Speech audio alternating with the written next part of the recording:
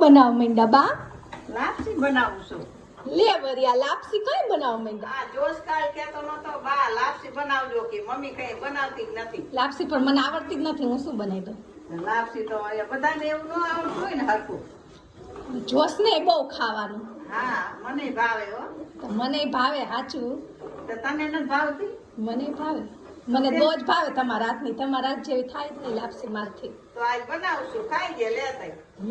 હો ખાઈશું. હવે તાર બાપુજીને લાપસી એવી ભાવે એટલે તો બનાવું છું. તમે અલગ રીતે બનાવો કઈ અલગ ન હોય આમાં, બધી એક જ જાત હોય. તો એ તમારા હાથની કેમ સારી થઈ? તો તમે જેમ તેમ કરી નાખતા હોય એટલે.